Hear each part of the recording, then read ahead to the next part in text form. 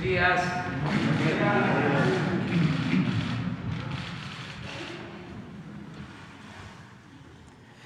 Bueno, pues vamos a iniciar la información con lo que se está haciendo el avance en el rescate de los mineros de Sabinas, y vamos a pedirle a la licenciada Laura Velázquez, que lleva ya una semana en el sitio, que nos informe. Es ella y pues mucho personal, servidores públicos, elementos del ejército, soldados, oficiales, voluntarios, mucha gente que está ayudando. Les agradecemos mucho, les reconocemos por su solidaridad y también les seguimos mandando nuestro abrazo, solidaridad, nuestra fe a los familiares de los mineros. Entonces vamos a escuchar a Laura y luego sería la sección de quién es quién en las mentiras, como todos los miércoles, y luego abrimos para preguntas y respuestas. Ya está Laura, vamos a esperar al informe de Laura. Adelante, Laura. Gracias, presidente. Ojalá que tengamos una buena recepción y audio. Seguimos en Pinabete, en la mina de Pinabete, presidente, aquí en Sabinas, Coahuila. Mencionaba que el día de hoy se está cumpliendo una semana de la inundación en la mina. Desde entonces, a partir de las 6, 7 de la tarde, nos incorporamos a trabajar en el rescate de 10 mineros. Se están cumpliendo 158 horas continuas de trabajo, de más de 672 elementos que estamos aquí de manera permanente. Y muy importante resaltar que somos parte de los 3 niveles de gobierno quienes nos coordinamos y trabajamos de una manera muy ordenada y concentrados para poder rescatar a los mineros. La Sedena, la Guardia Nacional, la CFE y la CONAGUA y la Coordinación Nacional de Protección Civil estamos trabajando y encabezando todas las tareas diarias para lograr el rescate. Ha sido una semana intensa de mucho compromiso y esperamos que estemos a horas de realizar este rescate. Una de las tareas más importantes en el transcurso del día, presidente, informa a usted y a toda la población, es la relación que tenemos con los familiares de los mineros. Nosotros hemos trabajado muy de cerca con ellos. Les informamos de manera continua. Habíamos establecido un horario, pero ahora ya no hay horarios. Estamos muy cerca de ellos para que cualquier acción que realicemos les informemos y esto los mantenga pues con la esperanza, con la fe de que estamos trabajando. Nos ven trabajar todo el día y eso es algo muy importante. Brindamos la información sobre los avances en la extracción del agua en la mina. Hay un comunicado de manera permanente sobre las estrategias que se plantean por parte de los equipos técnicos que serán llevados a cabo durante el día y la noche. Asimismo, se hizo entrega por parte de la Sedena un kit de higiene familiar e individual que nos llegó a través de una donación a través de la Secretaría de Relaciones Exteriores. Asimismo, se han instalado regaderas, sanitarios dignos, un lugar en donde ellos puedan estar en la espera, repito, pues con dignidad y con tranquilidad. Se brindan todos los servicios necesarios para su permanencia, servicios de salud y psicológicos, otorgando esta tranquilidad. Asimismo, se está habilitando un nuevo refugio para que los familiares puedan estar estas horas que nos faltan todavía de trabajo. Voy a pasar, señor presidente, a dar los datos relevantes del avance de la extracción del agua. El día de ayer, el volumen de agua extraído fue de 21,787 metros cúbicos y el volumen total desde el pasado miércoles 3 de agosto ha sido de 125,453 metros cúbicos. El caudal de salida es de 252 litros por segundo en las últimas 24 horas.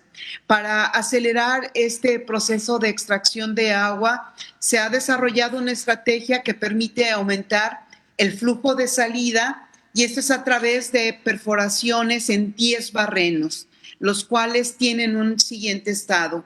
3 barrenos están construidos ya con tubería y con bomba. Están operando 2 barrenos en proceso de ampliación de su diámetro. El día de hoy, en el transcurso de la mañana, esperemos que ya también estén habilitados. Y 5 barrenos más en proceso de análisis y evaluación del sitio para realizar las perforaciones. Cabe mencionar que se tienen ya las bombas necesarias para llevar a cabo esta extracción e introducirlas en estos barrenos. Algo muy importante es de que se está reemplazando las bombas grandes que tenemos todavía de 100 y de 150 caballos por bombas más pequeñas, porque evidentemente tenemos menos volumen de agua y ahora necesitamos una mayor dirección de las bombas y se están haciendo estos reemplazos. El nivel de agua, el tirante por bombear en cada pozo es el siguiente. En el pozo 2 hay un tirante por bombear de 6 metros. En el pozo 3 el tirante por bombear es de 8 metros y en el pozo 4 el tirante por bombear es de 10 metros. Otro nivel muy importante que se mide constantemente son los niveles de explosión, los cuales son óptimos. No hay ningún problema para los rescatistas para que puedan ingresar en cualquier momento. Así es que estamos ya a muy poco, señor presidente, de poder ingresar. Hoy en la mañana, en unos minutos, tendremos una reunión para hacer una valoración con Sedena para ver si ya en breve tiempo pueden ingresar los buzos. Y evidentemente que todos los rescatistas están con el equipo necesario para poder ingresar en cualquier momento, esperemos, del día de hoy. Aquí vamos a continuar, señor presidente, trabajando siempre muy de la mano con los familiares, atendiéndolos, cuidándolos y, por supuesto, con la meta de rescatar lo más pronto que se pueda a los mineros. Estoy a sus órdenes, presidente. Gracias, Laura. Muchas gracias. No tienen más información, ¿no? Pero coincide con lo que ya. Sí. Muy bien, vamos a abrir. Vamos con 4 mujeres. Es que ayer fueron 4 hombres, 4 mujeres. Empezamos contigo. Sí, va a haber oportunidad. Buenos días, presidente. Muchas gracias. Stephanie Palacios, de la Agencia Internacional Sputnik. Sobre los hechos registrados durante la madrugada en un enfrentamiento entre militares y integrantes del crimen organizado en Jalisco. El consulado de Estados Unidos emitió una alerta en este estado mexicano y saber su opinión y si hay más información. Presuntamente hubo una detención de un líder del cártel Jalisco Nueva Generación, si hay alguna información. Sí, se informó hoy en la mañana, intervino la Secretaría de la Defensa y también las policías de Jalisco y Guanajuato, porque al parecer había un encuentro, una reunión de 2 bandas y llegó la Secretaría de la Defensa, llegaron elementos de la Secretaría de la Defensa y hubo un enfrentamiento, hubo detenciones. Esto fue lo que provocó las protestas, las quemas de vehículos, no solo en Jalisco, sino también en Guanajuato. Hay ya detenidos, tanto en Jalisco como en Guanajuato, de los que estaban en la reunión, al parecer sí jefes de grupos, porque hubo esa reacción muy fuerte,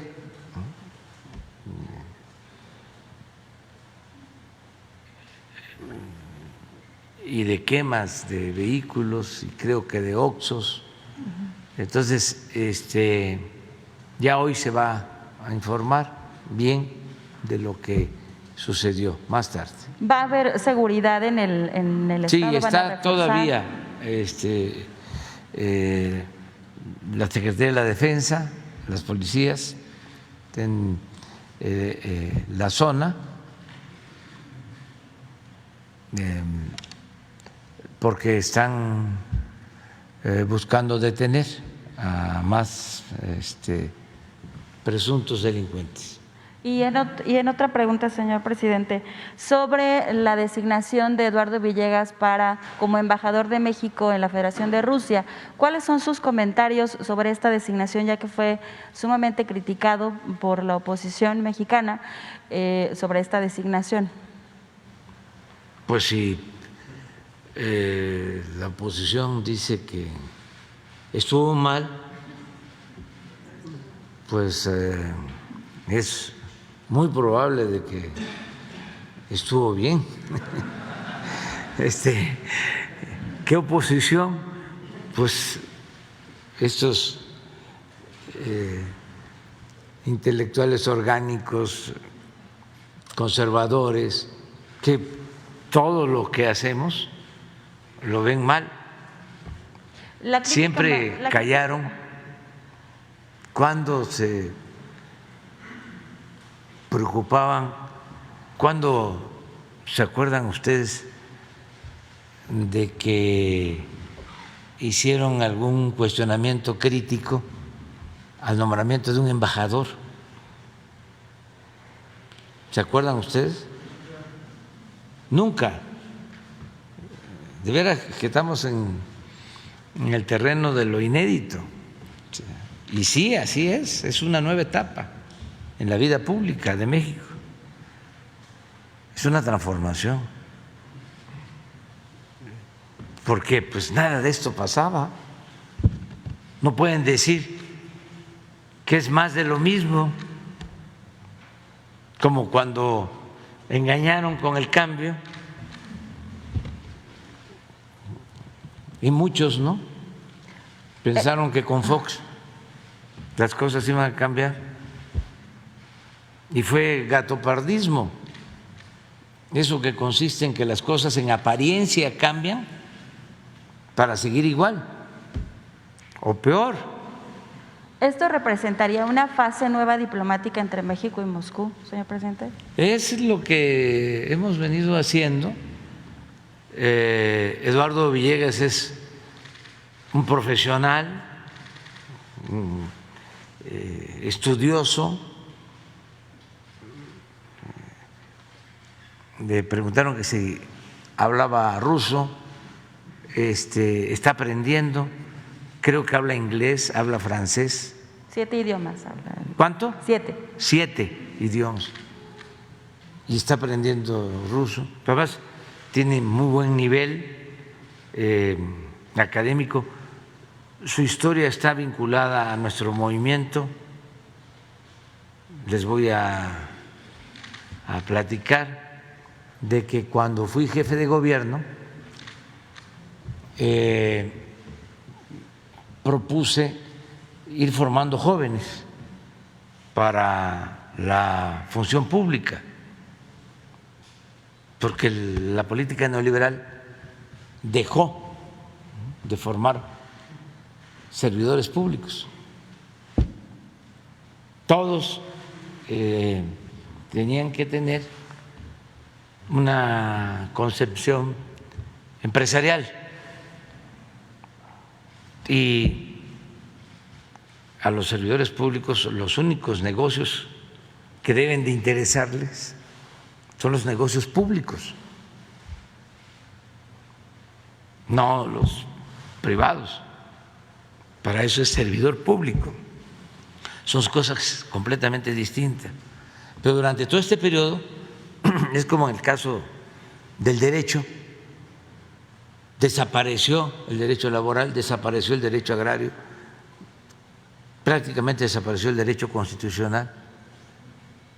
Entonces todo era lo mercantil, todo era lo fiscal, desde luego el penal, porque dejaba mucho dinero. Acuérdense que habían abogados que eran muy famosos porque si alguien caía en la cárcel lo sacaban de inmediato, no tardaba, y decían, se anunciaban: no tengo ningún cliente en la cárcel, porque eran muy buenos para las relaciones públicas, para el influyentismo más que nada, ¿no? En entrevista con Sputnik, el embajador nos comentó sobre que en próximos días él viajará ya a Moscú para poder celebrar el 15 de septiembre en Rusia. Y además, si usted le enviaría un mensaje sobre esto que ha comentado de la paz al presidente ruso Vladimir Putin. Sí, eso no está decidido, pero déjeme terminar que cuando fui jefe de gobierno busqué que en todas las facultades, las escuelas de la UNAM, los que destacaran más, que estuviesen ya a punto de terminar la carrera, ya pasantes, que los invitáramos a participar en el gobierno de todas las disciplinas: ingeniería, filosofía, medicina, y entraron como 100 o un poco más. Uno de ellos fue Eduardo. Esto que les estoy recordando fue hace 20 años, como en el 2002. Entonces entraron y se formaron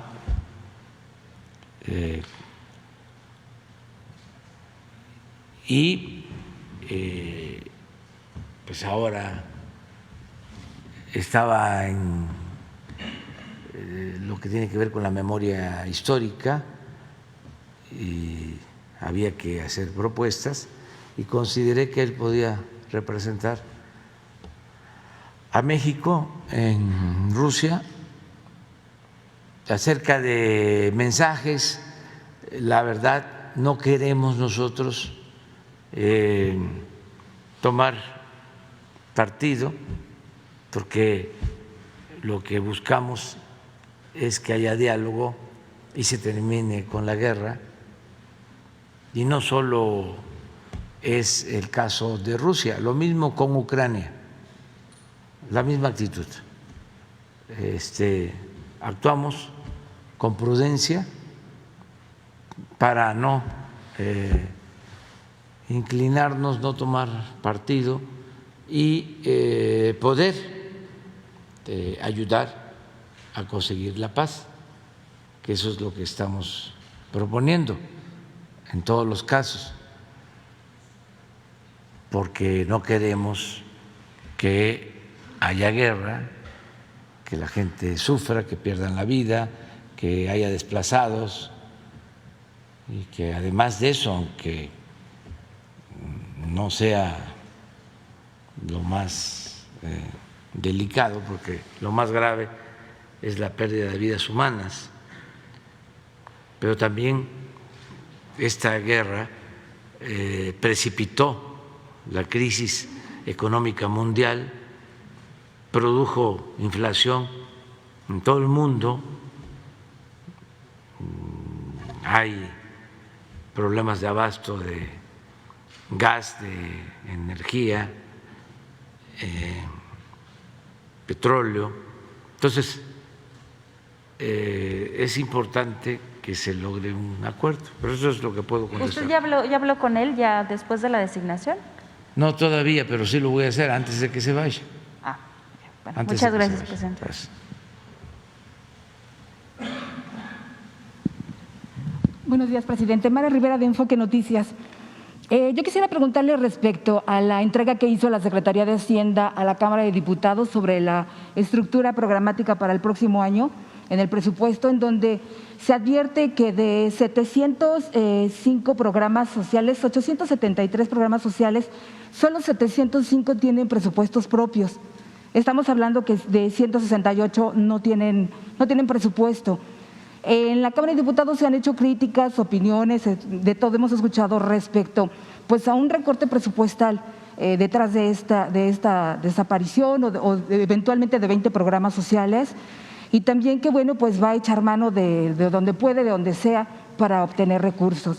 ¿Qué hay de este programa de ajuste de pobreza franciscana? Realmente no ha dado más detalles más que los viáticos y todo esto que se pretende reducir.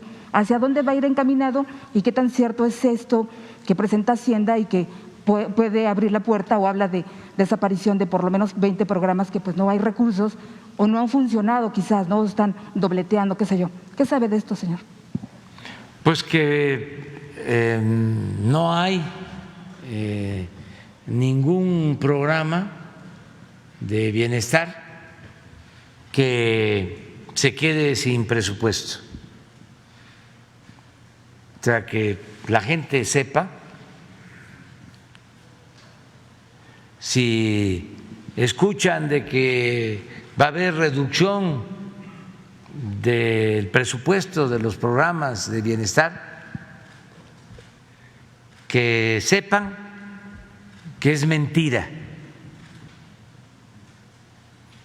que es un invento, una calumnia de nuestros adversarios. Así, categórico. Pero no solo eso, que sepan que van a tener más presupuesto los programas de bienestar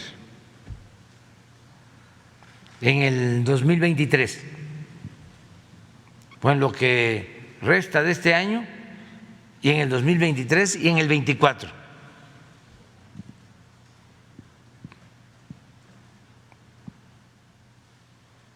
Por convicción, porque estamos comprometidos a hacer realidad el principio de que por el bien de todos, primero los pobres, y que el presupuesto se va a orientar, mientras estemos en el gobierno, de manera preferente a atender a la mayoría de la población y en especial a los pobres. Y les puedo poner un ejemplo. Los adultos mayores que reciben pensión, porque hice un compromiso hace un poco más de un año en Guelatao, el día 21 de marzo del 2020, de que iban a ir aumentando las pensiones. Hice el compromiso de que se iba a empezar a entregar el apoyo a partir de los 65 años, número uno. Y número dos, que iban a ir aumentando las pensiones hasta llegar en el 24 al doble de cómo iniciamos. De modo que para el año próximo viene un incremento a las pensiones y en el 24, desde el primer trimestre del 24, ya van a estar las pensiones al doble para adultos mayores. En el caso de niñas, niños con discapacidad que tienen pensión, es muy importante que se sepa que no solo va a aumentar la pensión, sino que ya se están logrando acuerdos con gobiernos estatales, porque ahora la pensión para discapacidad llega hasta los 29 años. Todos los discapacitados del país hasta 29 años tienen su pensión. Antes también les comento, les informo, porque esto lo hago por convicción, por humanismo, pero también lo hago porque sé que lo que estoy expresando les molesta a los conservadores.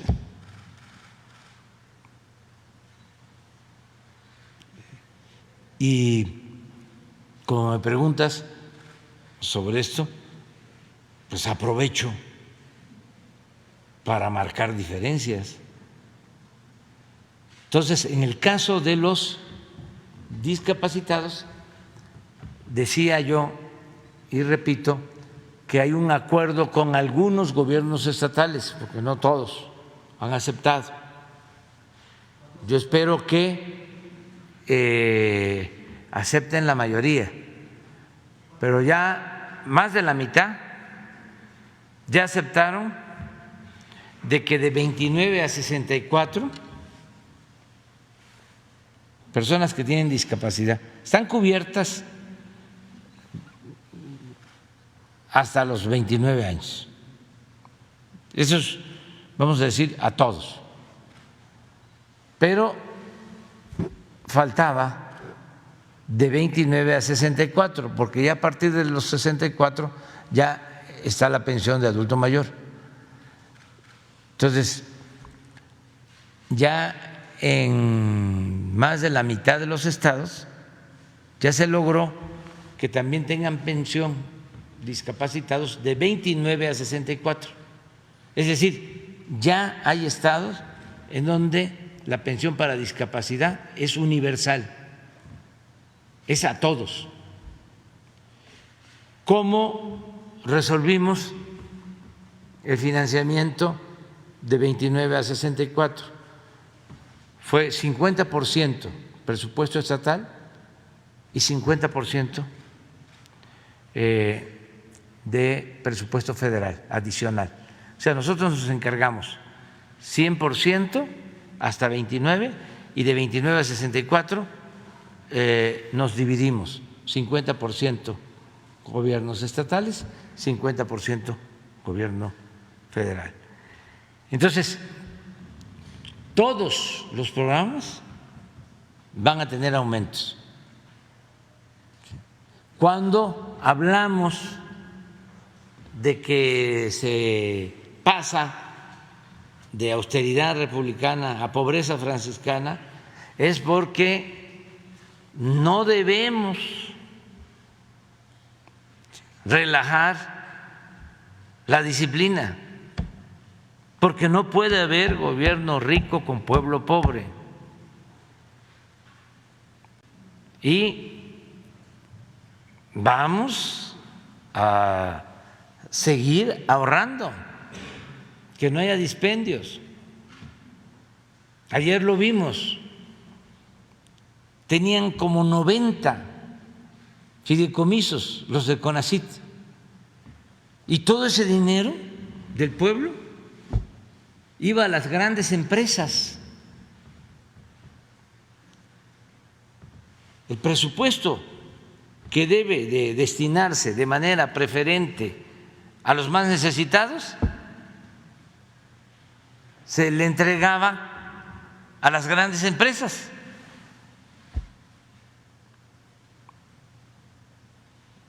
Son realmente ventajosos, abusivos. Por eso es su coraje, porque el gobierno estaba secuestrado, era un comité al servicio de una minoría rapaz. Entonces ya no se permite eso, a robar a otra parte. Y lo mismo, pues ya lo hemos hablado, porque no era nada más el grupo de oligarcas o el grupo compacto que se creó cuando Salinas, sobre todo, llevó a cabo la venta, entrega de los bienes de la nación a particulares, que fue la piñata, que se quedaron con los bancos, se quedaron con las empresas y todos sus allegados, porque quería crear, así se expresó en ese entonces, un grupo compacto, una nueva oligarquía para eternizarse en el poder. Nada más que no le salieron las cosas, hicieron mucho daño, porque esa política la continuó Zedillo y se habló de que venía el cambio y la continuó Fox y la continuó Calderón y la continuó Peña Nieto, pero ya son otros tiempos. Entonces, si envió un proyecto a Hacienda, a la Cámara de Diputados, en donde supuestamente no hay presupuesto para los programas sociales, pues eso no tiene nada que ver con la realidad. No va a faltar presupuesto para los programas de bienestar y no va a faltar presupuesto para el desarrollo del país, no va a faltar.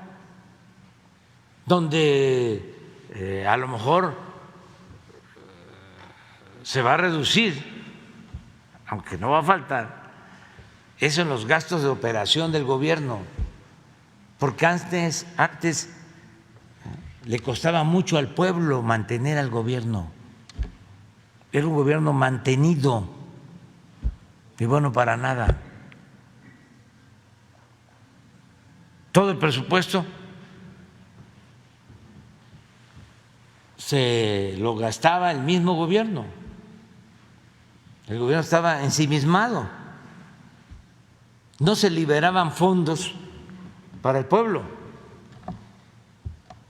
Pues por eso no había la pensión a adultos mayores, ni habían las becas, ni el Sembrando Vida, ni lo que estamos haciendo ahora de que se garantice el derecho a la salud, atención médica, medicamentos gratuitos. No alcanzaba. Todo era entregar concesiones, privatizar todo, hasta los reclusorios y pagar a los particulares. Ahora estamos rescatando el ISSSTE. Es de veras increíble. Lo dejaron como otras instituciones, como un cascarón, todo subrogado, todo lo contratan. O sea, un hospital del ISSSTE no tiene laboratorio propio. Los laboratorios del ISSSTE son contratados a particulares.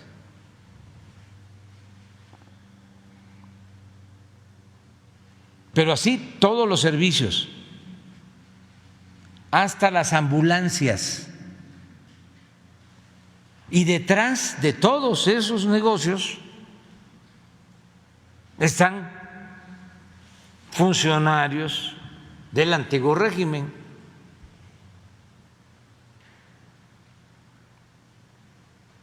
Y el servicio de lo peor. Entonces, así como estamos levantando el sistema de salud pública para los que no tienen seguridad social, estamos también iniciando la recuperación del ISSSTE. Podríamos decir que es volver a que el ISSSTE sea público.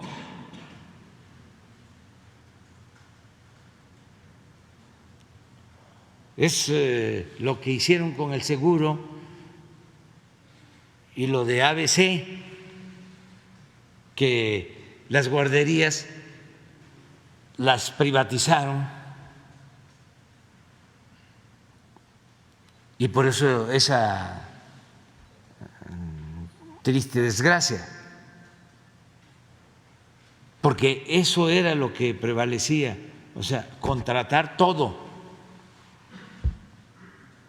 Entonces vamos a seguir fortaleciendo lo público. Pues no era ese el propósito, ¿eh? El propósito era poner por encima lo privado. Les hablaba yo lo de las comunicaciones. El presidente no puede autorizar de que haya internet público para la población en general. Tiene que ser el IFETEL, que es autónomo. Y resulta que el IFETEL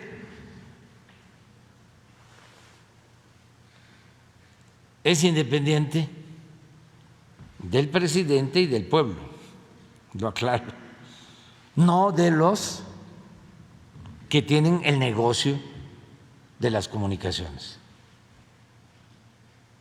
Pero eso mismo fue lo que hicieron en el sector energético. O sea, Pemex y la Comisión Federal no tienen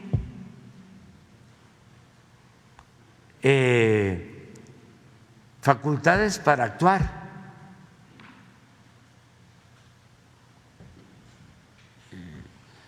Dependen de los organismos que crearon, que son los que dan permiso y además ni siquiera les dan trato igualitario, porque los organismos, algunos, por ejemplo el de la competencia, le da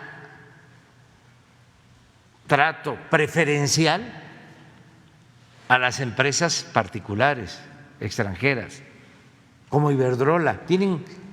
Modificaron la Constitución, las leyes, y tienen jueces para defenderlos a ellos.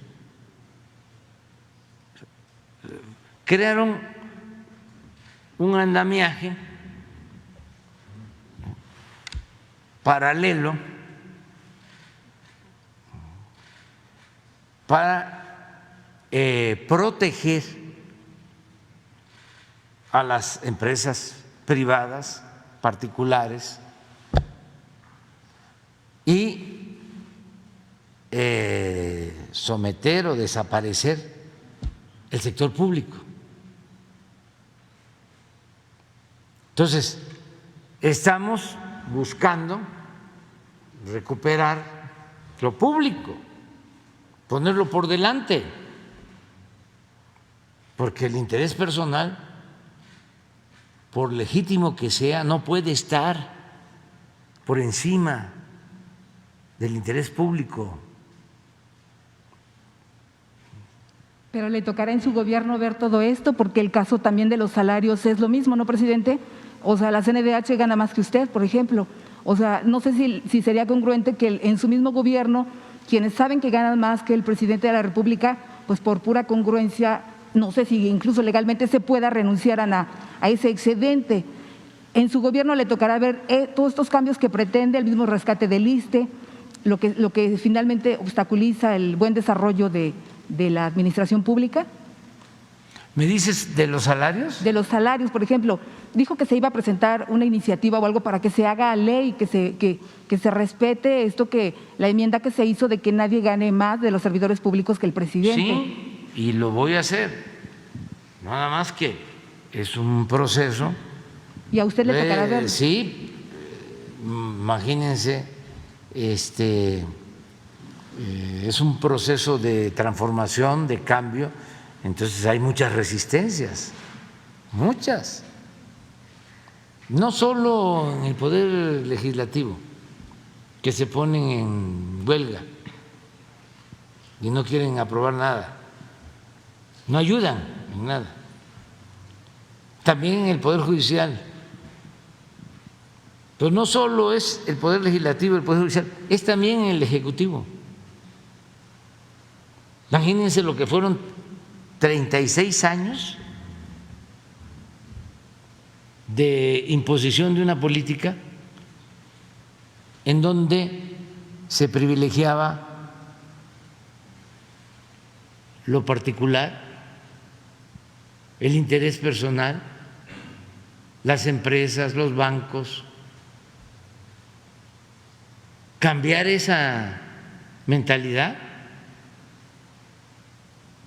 Se avanza arriba, pero abajo hay obstáculos y si pueden, bloquean decisiones. Nada más que yo soy muy perseverante y no me doy por vencido. O sea, como los amparos, ¿no? A ver, vamos a ampararnos para que no se haga el aeropuerto Felipe Ángeles. Pues lo vamos a hacer. Que Claudio, ¿no?, invita abogados, ¿no?,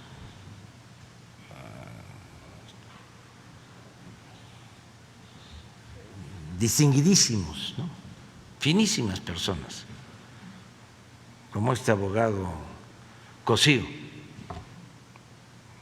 que no voy a dejar de mencionar, que cuando precisamente se presentó la resolución en la Corte para castigar a los responsables de el incendio en la guardería ABC, él, como es conservador,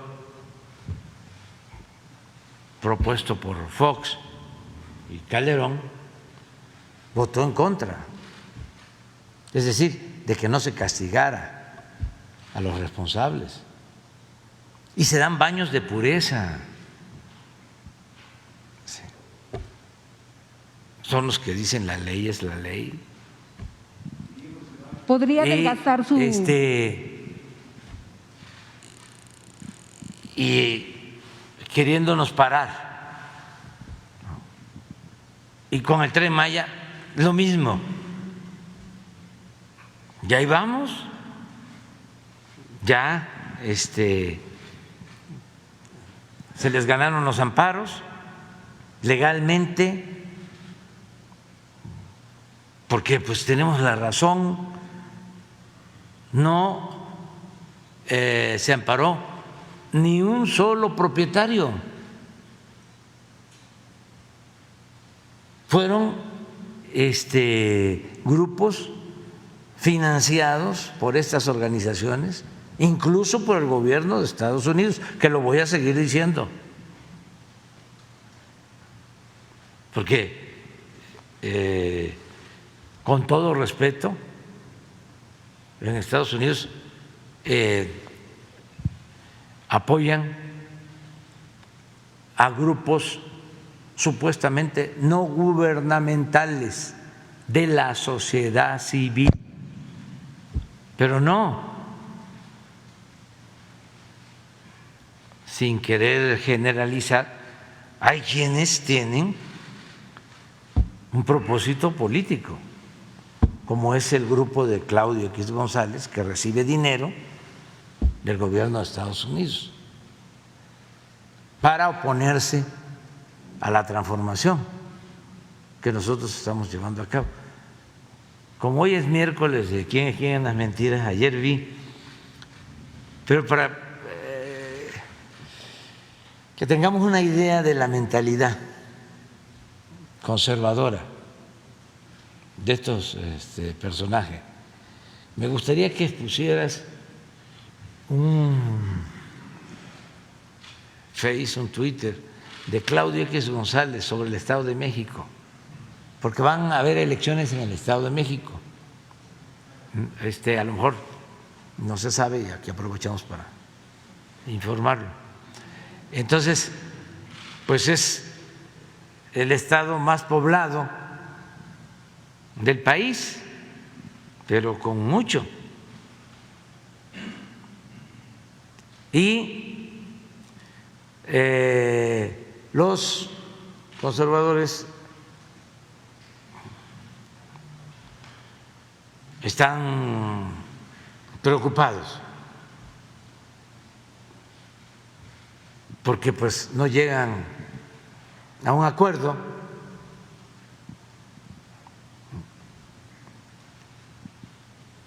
y ya va a ser más difícil hacia adelante porque tienen muchos candidatos hacia adelante para la presidencia.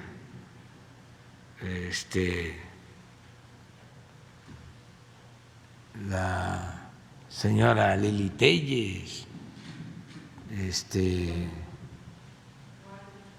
Cuadri, Chumel,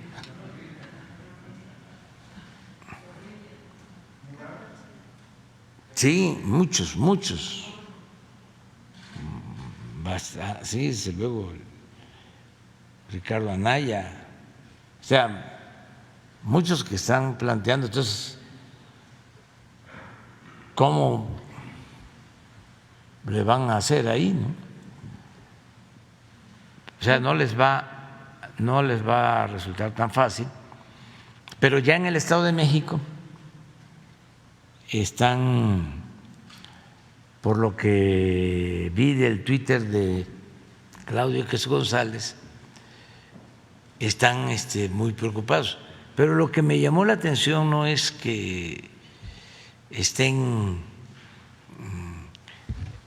desesperados buscando, ¿no?, unirse,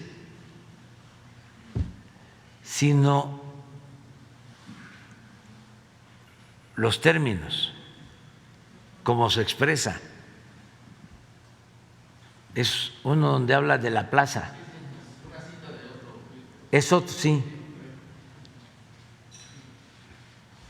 Miren cómo catalogan a una entidad federativa con todo su pueblo. ir separados. Te gané, Elizabeth, ¿eh? Bueno. Ir separados en el Estado de México sería entregar la plaza.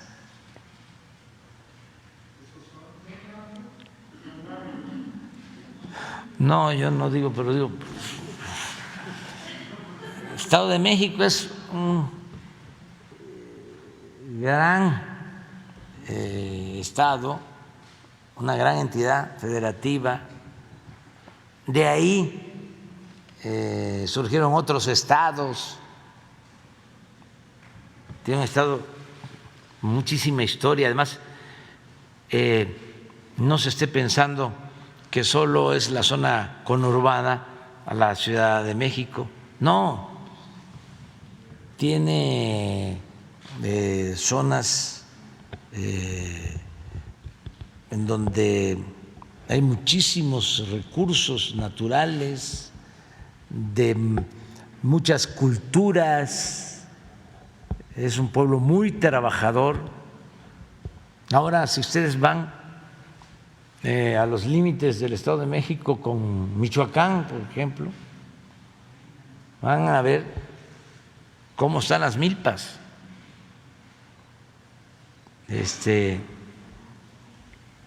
Gente que se dedica a producir mucho en el campo, pero también muchísima actividad empresarial.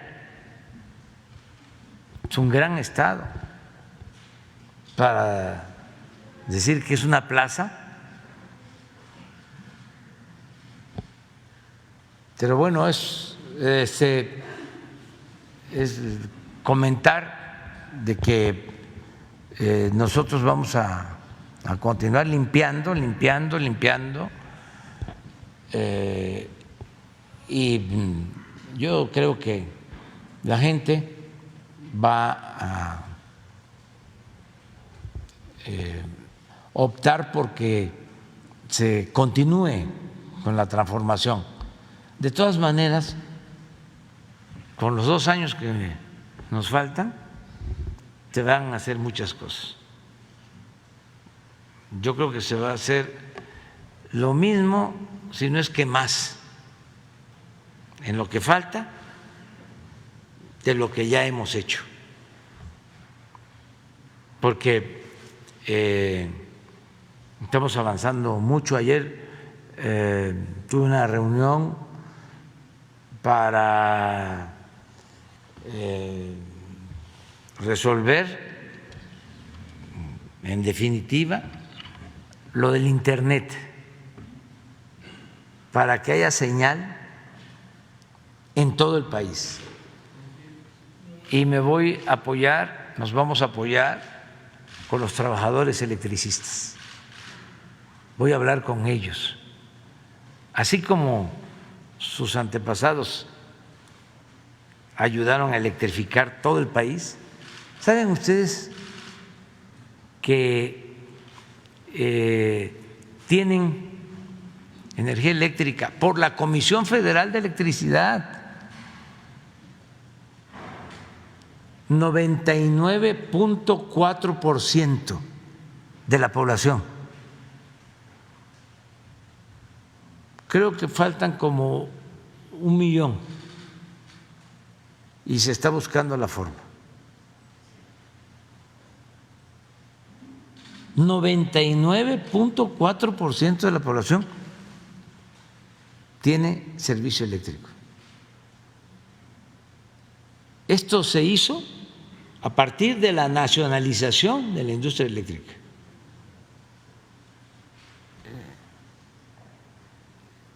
Porque se puso como objetivo que no se quedaran los pueblos sin energía eléctrica. Bueno, algo parecido vamos a hacer ahora con los trabajadores. Vamos a incluir a los trabajadores actuales y si se puede también.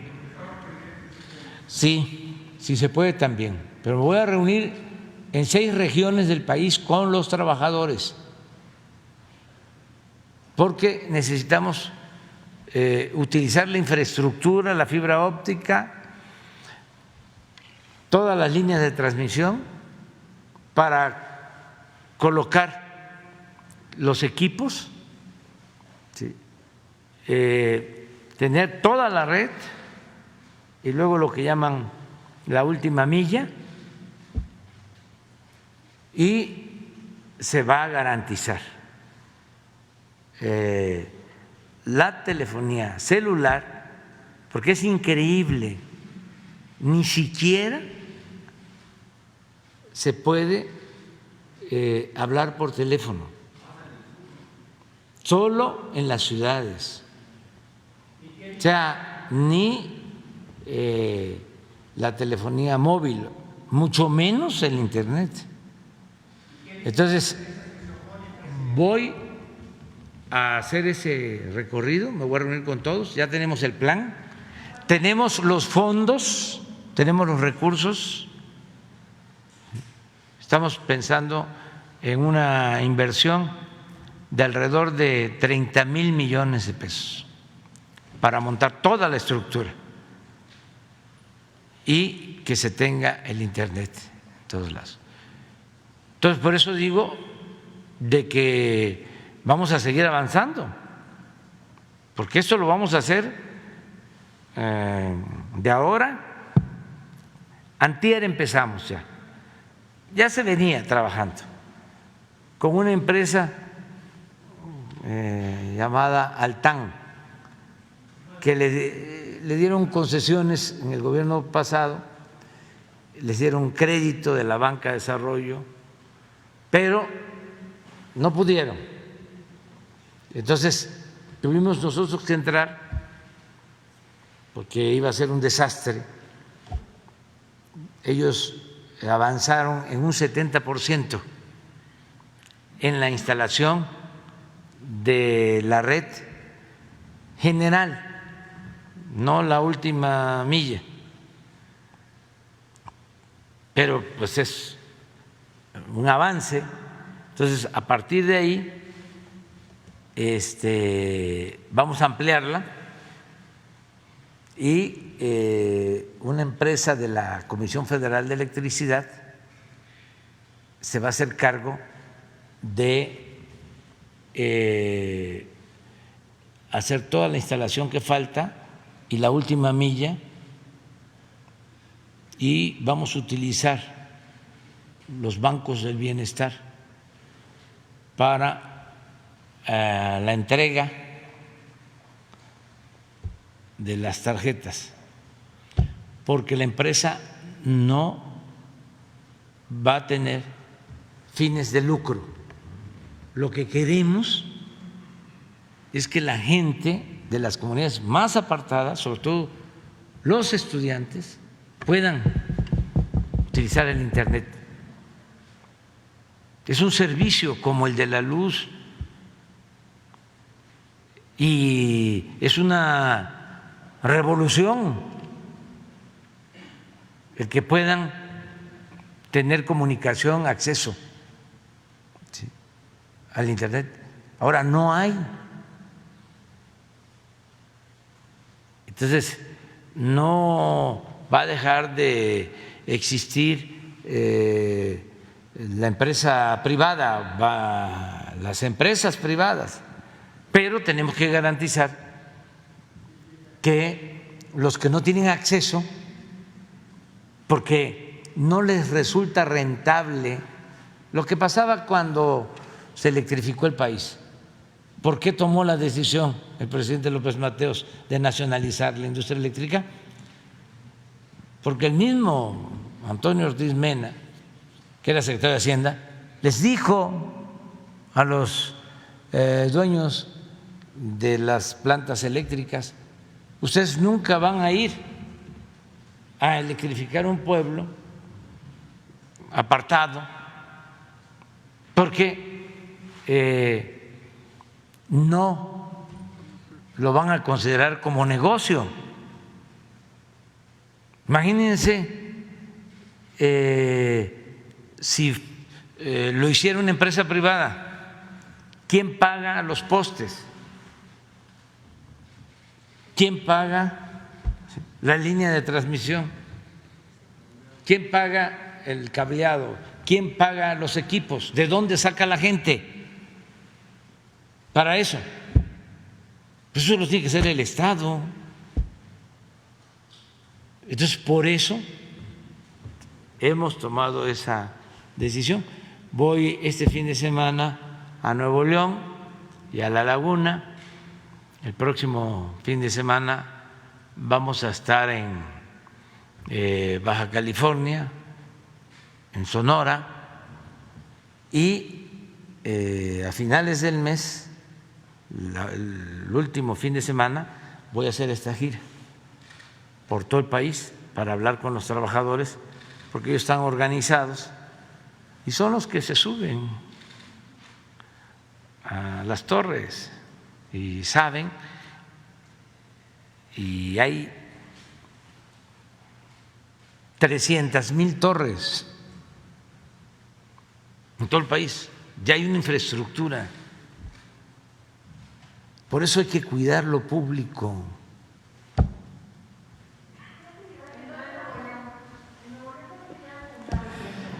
En Nuevo León voy a lo del agua. Estamos llegando ya a un acuerdo importante, pues para resolver el problema hacia el corto plazo, buscando que no suceda lo mismo, que la gente no padezca como ahora. Sábado y domingo. Sí, voy a visitar la presa, el Cuchillo. Ya de ahí hay un acueducto, nada más que no es suficiente, hay agua suficiente ahí, hay que hacer otro acueducto, que esa es la obra que se va a llevar a cabo, con la participación del gobierno del Estado, y va a apoyar el gobierno federal, va a ser una inversión también del gobierno federal y del gobierno del Estado, de manera conjunta. Esto va a permitir tener hasta 5,000 litros por segundo adicional, y lo queremos hacer lo más pronto posible para que el año que viene ya no se padezca de falta de agua. Pero al mismo tiempo vamos a tomar otras medidas, porque no se trata nada más de estar garantizando el agua, ¿sí? Y no cuidarla. Y tenemos que utilizar el agua para las necesidades básicas, para el uso doméstico, para la gente. En fin, voy a eso. Y nos vamos a reunir con las autoridades y vamos a invitar también a algunos empresarios y a representantes de la sociedad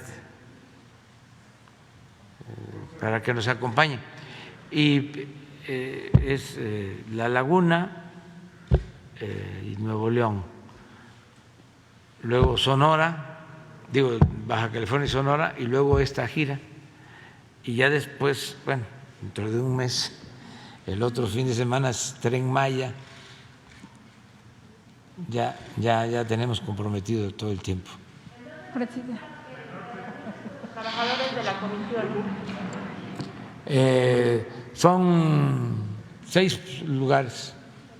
Vamos a procurar que yo me reúna con 2 grupos diarios, 2 viernes, 2 sábados y 2 domingos. A ver cómo le hago con los vuelos, y si no se puede movilizarme por los aviones de línea, pues a lo mejor sí lo hago como cuando voy a la supervisión del Tren Maya, que nos dan el servicio los de la Fuerza Aérea. Presidente, dos cosas. Dos cosas. Ahorita que hablaba de CFE, ¿cómo va a cuidar el gobierno que ya no tenga contratos o no compre a minas que estén indebidamente o que estén de manera ilegal o no estén funcionando correctamente? Ayer que se daban a conocer documentos de Sabinas, tiene contratos pues importantes, millonarios con CFE, pero finalmente pues son minas que no cumplen completamente con la ley. ¿Cómo va a cuidar esto? Y la segunda, solamente aclarar en el caso de la Guardia Nacional que pasaría al control de la Sedena, ¿cómo serían juzgados los soldados o los elementos de la Guardia Nacional con la ley militar o con la ley civil? ¿Esto cómo se resolvería? Bueno, en el primer caso se está haciendo una investigación para ver la responsabilidad de los dueños de las concesiones mineras y todo lo que se derive, porque está reglamentado. Lo que pasa que no se cumplieron con los procedimientos. Lo que hay que ver es revisar cómo están aplicando la concesión, si estaba permitido hacer estos pozos para la extracción de carbón, si informaron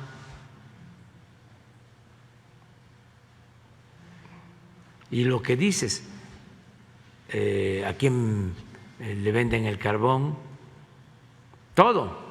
Una investigación sobre esto. Pero aquí sí que no es un asunto de ley.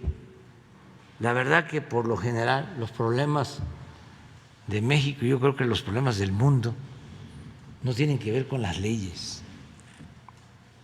En algunos casos, ¿no? Por ejemplo, en los periodos de saqueo, sí,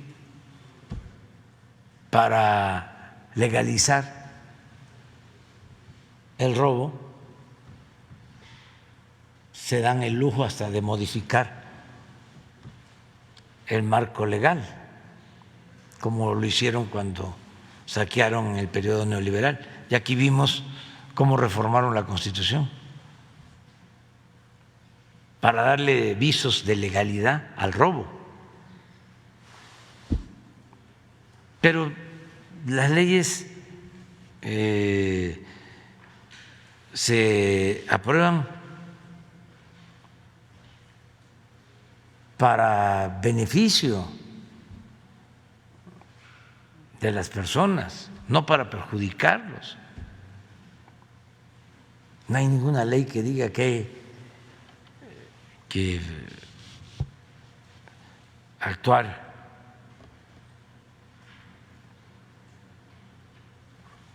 con desprecio a los demás. No hay ninguna ley que permita el racismo, la discriminación. No hay ninguna ley que diga que está permitido robar.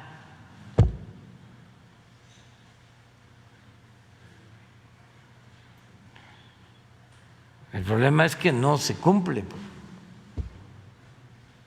Y en lo esencial, en lo fundamental. Entonces, eso es lo que se tiene que ver en el caso de la minería. Yo tenía mis dudas. Este caso, pues que no sería ético, le pediría a CFE. Pues no podría hacerse. Además, legalmente no puede hacerse. Y yo tenía mis dudas sobre cuándo se había dado la concesión, porque mi instrucción, además es público, fue uno de mis compromisos de que no íbamos a dar concesiones solo se renovó una concesión, que me acuerdo bien,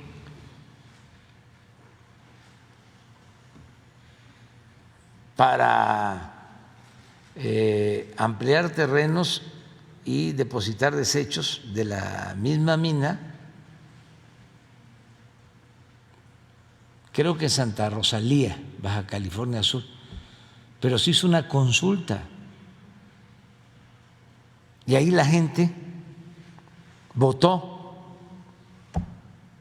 porque se ampliara la concesión, pero con otros propósitos. Hubo una consulta y casi la mayoría del pueblo aprobó, pero la instrucción es no otorgar concesiones.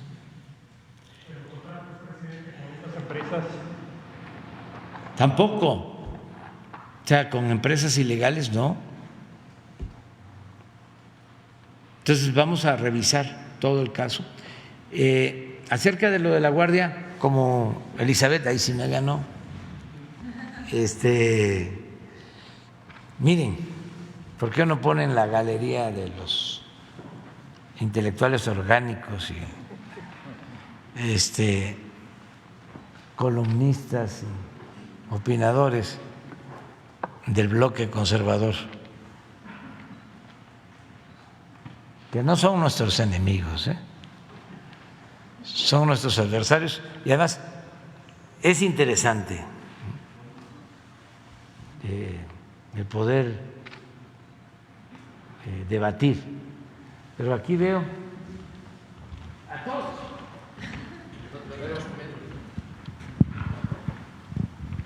Miren, Carlos Rodet dice: gobernar a decretazos. Todos ellos, porque pues me acusan de autoritario, de dictador,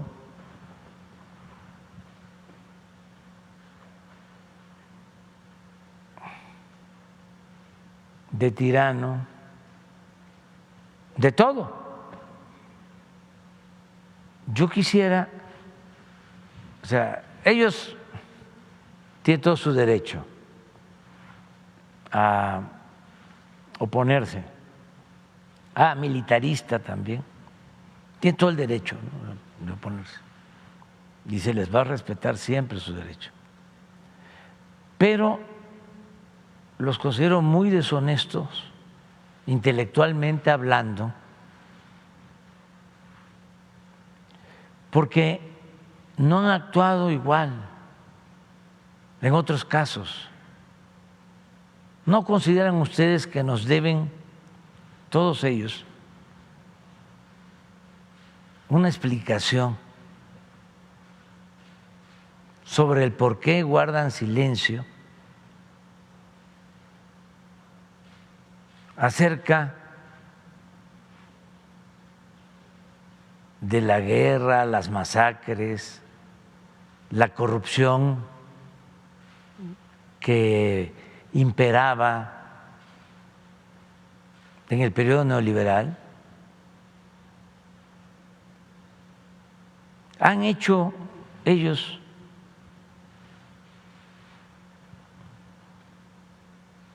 un análisis, uno, sobre lo grave de que en todo el sexenio de Calderón el secretario de Seguridad Pública estaba vinculado con la delincuencia organizada?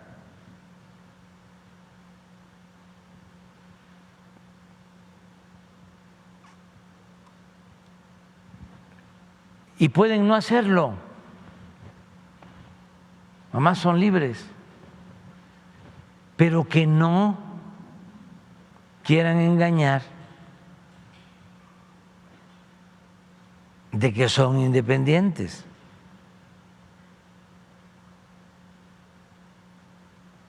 de que representan a la llamada sociedad civil.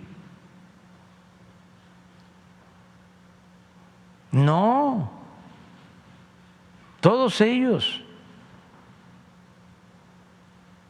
son voceros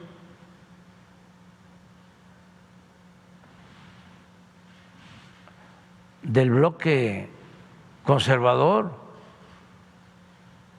que dominó México durante décadas y que tenía como propósito saquear, robar,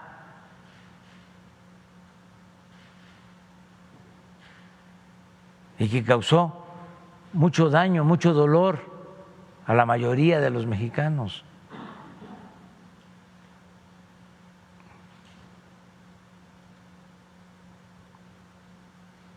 Entonces, esto, fíjense, este no es fíjense, este señor es el cuñado de Calderón. Apenas se impone Calderón con un fraude y lo contrata El País, Grupo Prisa,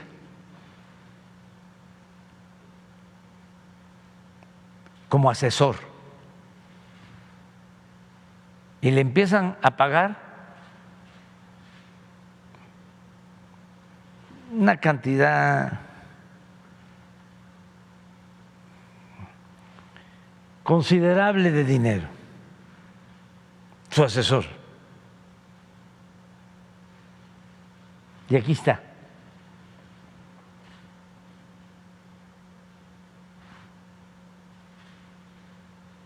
Un hermano de él,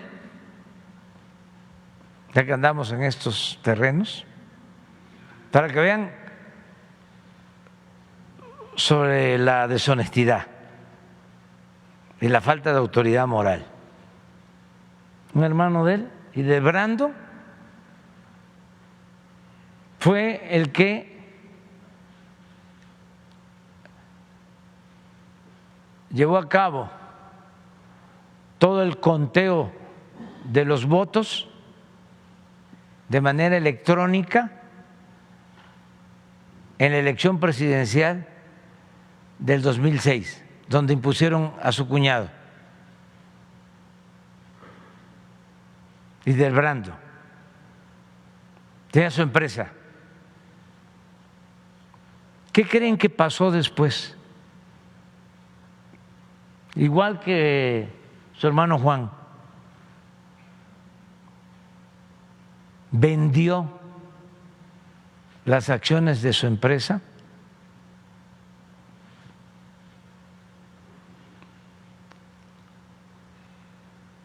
a otra empresa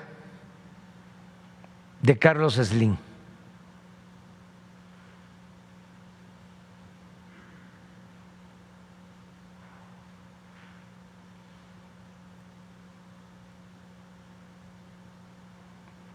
Entonces, así no es la cosa.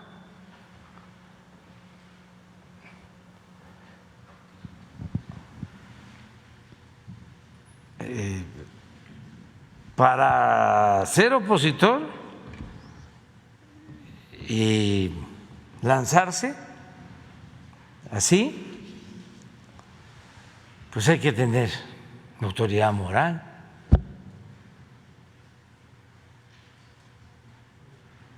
Por eso aguantamos, porque pues, ¿qué me van a contestar? ¿Que no es cierto?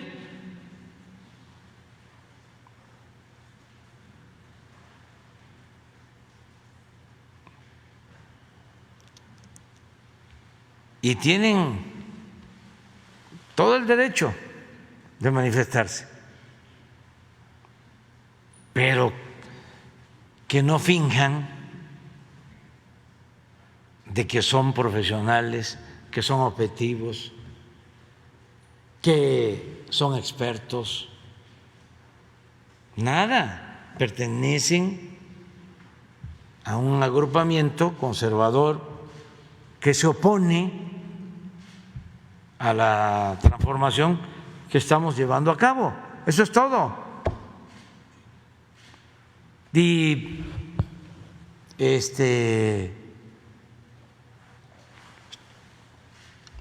no hace falta que yo lo diga, pero claro que deben de continuar cuestionándonos y atacándonos, y no hay ningún problema. Nada más que nosotros también tenemos el derecho a la réplica, y no es un asunto personal, ni con los Zavala, ni con nadie. Es que ojalá y comprendan que a mí me corresponde defender un proceso de cambio en favor del pueblo, y que yo considero, siempre lo he pensado, de que lo peor, lo que ha dado al traste con todo en México, ha sido la corrupción. Nada ha dañado más a México que la deshonestidad de los gobernantes. Esa es la causa principal de la desigualdad social, de la desigualdad económica, de la violencia. Entonces, ¿cómo va a ser honesto que participo como empresario? Ya no hablemos de los contratos anteriores que recibió cuando estaba Fox, el señor Hildebrando. Nada más pensemos que fue contratado por el INE siendo el cuñado de uno de los candidatos para llevar la contabilidad electrónica de los votos, y ellos administraron el fraude. Bueno, pasa eso, es como trabajaba con Hildebrando, el que después lo nombra Calderón embajador en Estados Unidos.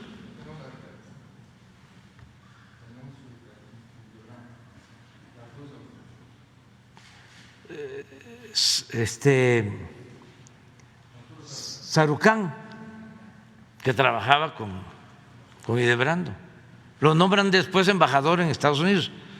Bueno, antes, en un debate como candidato, yo lo denuncio a Hildebrando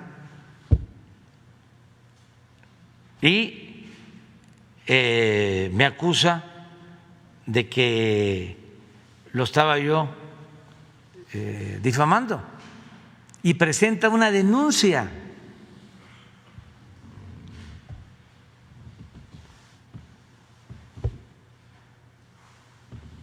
Y claro que compruebo.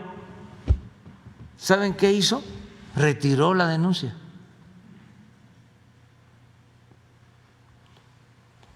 Pero luego ya se instalan, llega Calderón a la presidencia, haya sido como haya sido, y creo que al año, a los 2 años, vende Hildebrando las acciones de su empresa a una empresa de Carlos Slim en 150 millones o algo así. ¿Qué era una empresa tan profesional, eficaz, de tecnología de punta. No sé, yo nada más, ya también ustedes tienen que hacer su trabajo, o sea, no puedo yo tanto. O sea, a ver, ¿este quién es? A ver.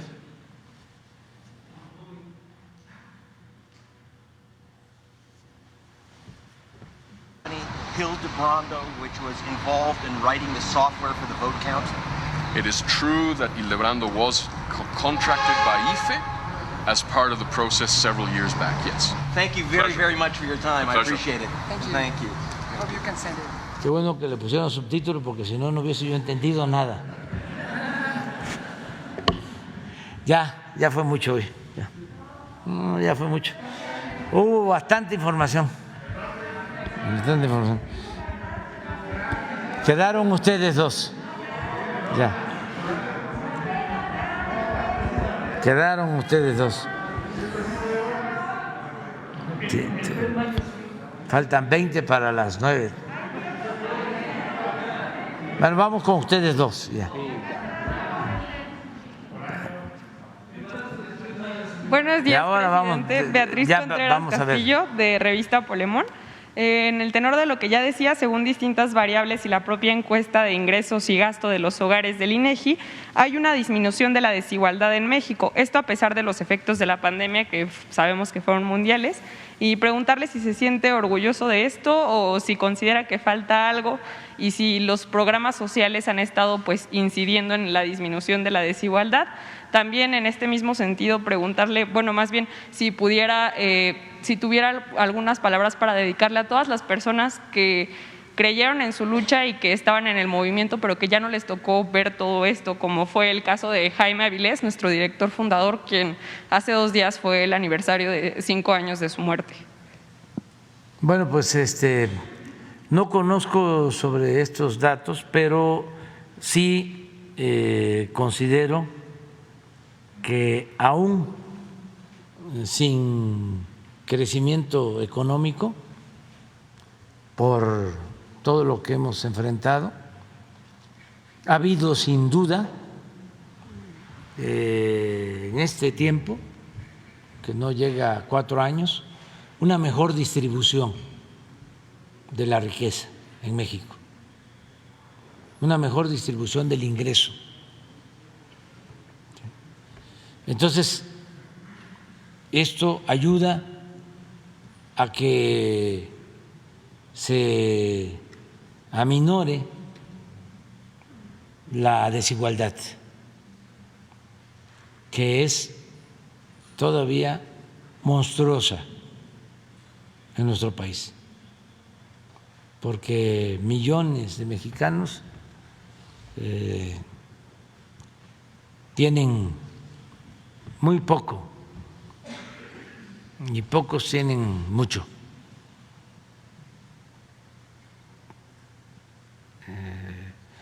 Y es una desigualdad histórica. Fíjense, antes de la independencia de México, nos visitó el barón de Humboldt y ya advertía que México era de los países con más desigualdad en el mundo. Creo que estuvo a finales del 18. A ver, ¿por qué no en el libro de La economía moral hay una cita de Humboldt? Creo que fue como 15 años antes de el grito de independencia de Hidalgo. Y la revolución de independencia inicia como un movimiento a favor de la igualdad, en contra de la esclavitud. Por eso trataron a Hidalgo tan mal. No lo voy a dejar de decir, pero no solo lo fusilan, se le cortan la cabeza y le exhiben 10 años la cabeza en la plaza principal en Guanajuato, como escarmiento, porque se atrevió a confrontar a la oligarquía de entonces. Incluso les llegó a decir que el único Dios que tenían era el dinero. Hidalgo genial, ilustrado, humano. Imagínense un dirigente que triunfa en el Cerro de las Cruces y ya tiene la Ciudad de México para tomarla, y que piensa que si tomaba la Ciudad de México iban a haber miles de muertos, y prefiere retirarse porque era profundamente humano. Y ahí militarmente pues pierde el ejército independentista. O sea, de esos momentos decisivos. Pero eso era Hidalgo. Bueno, antes, aquí está. Sí, 1804.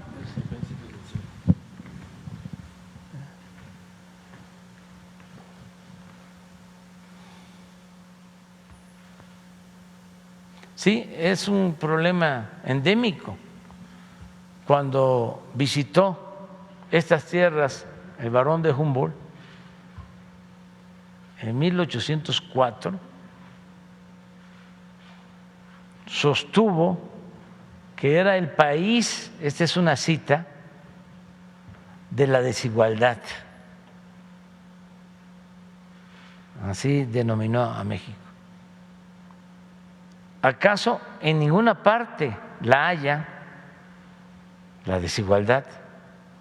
Más espantosa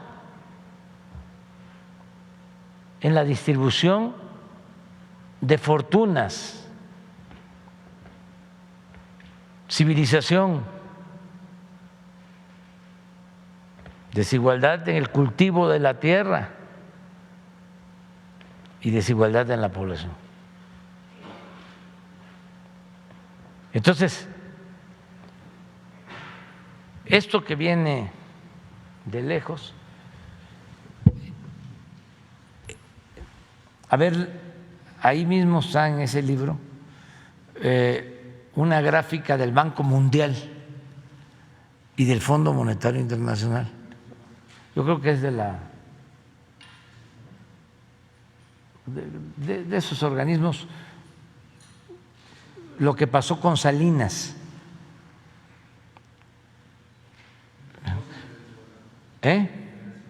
Sí, creo que ahí, por ahí está.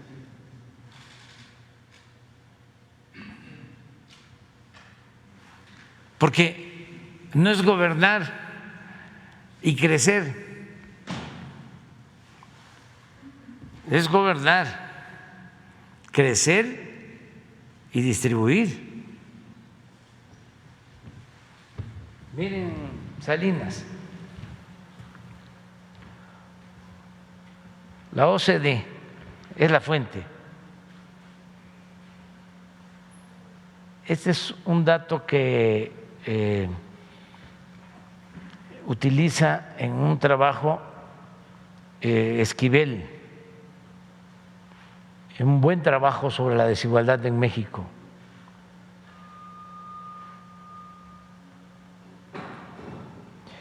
que es ahora vicegobernador del Banco de México, Gerardo Esquivel. Pero es la OCDE y el Banco Mundial.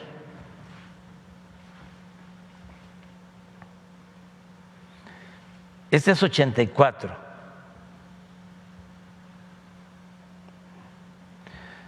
Miren cómo va subiendo. Son dos mediciones, pero coinciden. ¿En dónde suben más?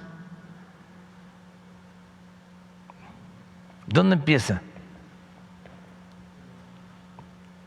Aquí entra Salinas.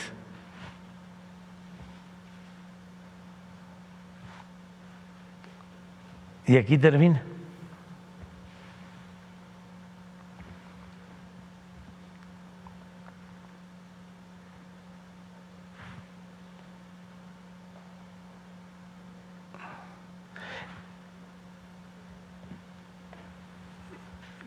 Porque aquí fue donde se concentró más la riqueza.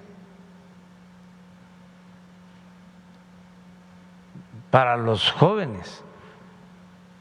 Cuando entra Salinas aquí, en la revista Forbes, eso lo pueden constatar, en donde se publica la lista de los hombres más ricos del mundo, solo aparecía una familia de México, los Garzazada, porque para aparecer en esa lista se tiene que tener un capital de más de $1,000 millones.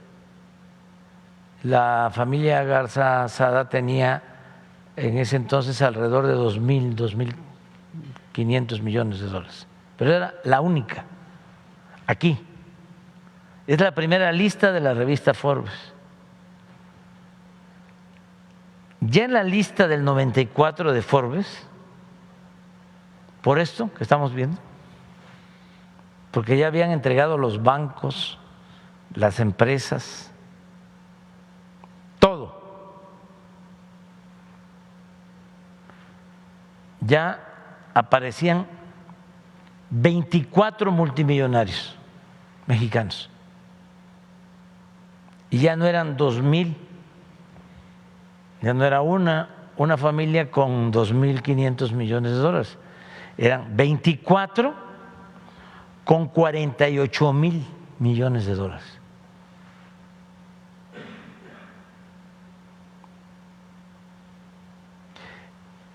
Aquí, de acuerdo a esa lista, México ocupaba el cuarto lugar en el mundo en multimillonarios.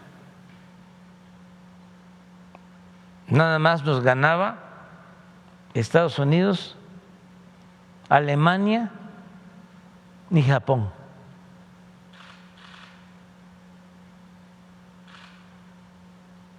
Por eso, pues, no con ánimo de ofender, sino con mucho respeto, he llegado a decir y sostengo que Salinas es el padre de la desigualdad moderna. ¿Se acuerdan lo que decía 200 años antes Morelos? Que se modere la indigencia y la opulencia. Pues este ha sido el problema. Entonces, ahora, esto demuestra que crecimiento no es sinónimo de igualdad o de bienestar, o no es lo mismo crecimiento que desarrollo. Crecimiento es que haya riqueza, pero no significa necesariamente que se distribuya. Entonces, en el tiempo que nosotros llevamos, aunque no hemos tenido crecimiento, No ha habido, por la pandemia, por la crisis ahora precipitada con la guerra de Ucrania, sí hemos tenido una mejor distribución del ingreso, de la riqueza. Y eso es lo que está apareciendo en los nuevos datos. O sea, menos desigualdad. Y ojalá y todos lo celebremos, porque no debemos de apostar a un país desigual con un grupo que lo tiene todo, que vive colmado de atenciones, de privilegios, con extravagancias, mientras otros seres humanos carecen hasta lo más indispensable, ¿no? Entonces sí es importante lo que planteas. Y así pensaba Jaime Avilés, que lo recordamos con mucho cariño, porque Jaime era un periodista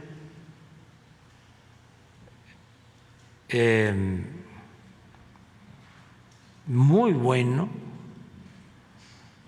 se fue formando desde joven en la prensa independiente de entonces. Después del golpe Excelsior surgió 1+1, ahí estuvo Jaime, y luego se creó La Jornada y pasó La Jornada. Fuimos muy amigos, entrañables.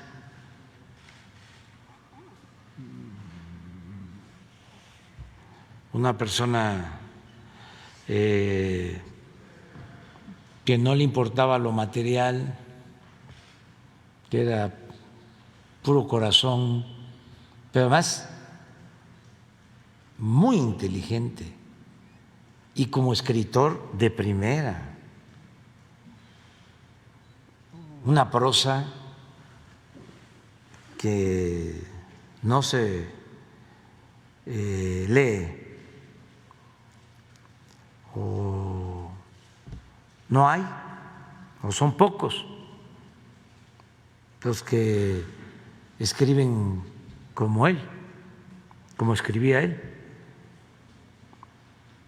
Sí hay buenos, ¿no? Pero él era de lo mejor. Sí, y tiene incluso novelas, es un homenaje a él, un gran periodista, gran periodista, pero es un hombre con convicciones, con principios, pobre, nada que ver con los periodistas estos famosos que viven en grandes residencias y que tienen departamentos en el extranjero. No. Jaime era otra cosa, completamente distinta. Ya nos quedamos entonces para mañana. A ver.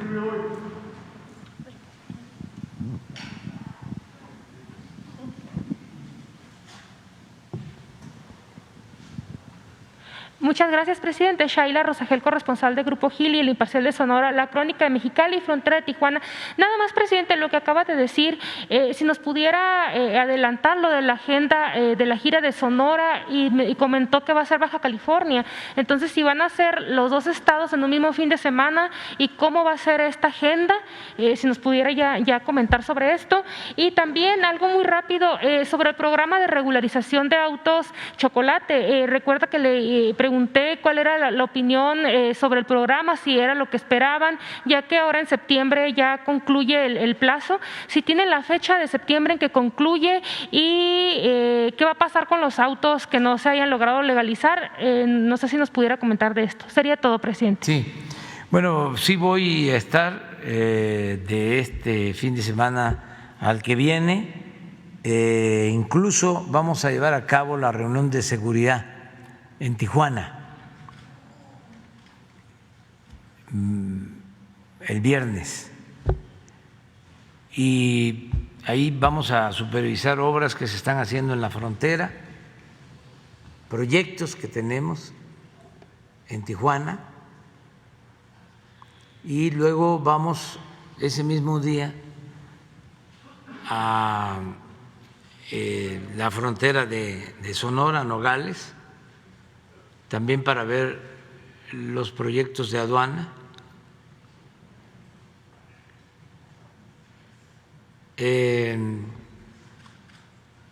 Vamos a estar en Hermosillo, ahí no hay actividad, vamos nada más a descansar. Al día siguiente, sábado, vamos al puerto de Guaymas a ver todas las obras a cargo de la Secretaría de Marina, incluido el camino nuevo o la ampliación del camino para hacer menos tiempo de Chihuahua a Guaymas, el proyecto ese que tenemos. De ahí nos vamos con los pueblos yaquis. El mismo sábado en la tarde. O sea, estamos en Guaymas y luego Vican, a uno de los pueblos, todavía no. Y ahí vamos a evaluar el plan de justicia yaqui. Y nos quedamos en Obregón para ir al día siguiente a tener una reunión con presidentes municipales de la zona de la sierra, de Sonora y de Chihuahua. Quedamos a entregarles unos apoyos. Sí, puede ser que sea en el Rosario.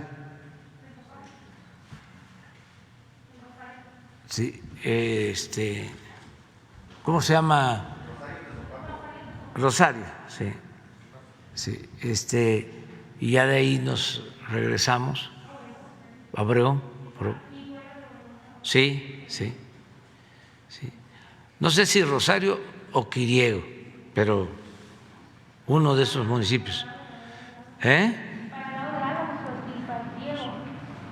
Quiriego, sí, donde se dice que nació eso, María Félix, aunque formalmente es un pleito ahí. Se dice que nació en Álamo, pero hay quienes sostienen que fue en Quiriego. Sí. Ya no me meto yo en eso. No me meto en eso. De que nació en Sonora, eso sí, sin duda. El viernes en Tijuana, la mañana, ya que nos vamos desde el jueves en la tarde a Tijuana. Bueno, ya estábamos a punto de hacer las transferencias. Muchos gobernadores lo que nos están pidiendo es que quieren cotejar datos. Ahora sí que ellos tienen otros datos sobre los ingresos, quieren cotejar y además quieren que se acumule un poco más para que les alcance para más acciones. Y acerca del término, pues nada más convocar a la gente que no espere los últimos días, que no sea como siempre de que esperamos cuando ya se va terminando el plazo, que ya lo hagan desde ahora. Y no puedo comentar otra cosa más que eso. Sí, sí, ha funcionado muy bien y ayuda, no solo es regularizar, ayudar a la gente a que esté tranquila, que no los estén extorsionando, los recursos para componer las calles, sino la seguridad, el que se sepa de quiénes son los carros, porque se utilizan en un porcentaje considerable carros irregulares para cometer delitos. Entonces, todo esto ayuda mucho. Fue un buen programa, es un buen programa. Vamos a esperar, porque yo estoy seguro que se va a incrementar el número, porque suele pasar así, se deja hasta el final. Muy bien, muchas gracias. Mañana.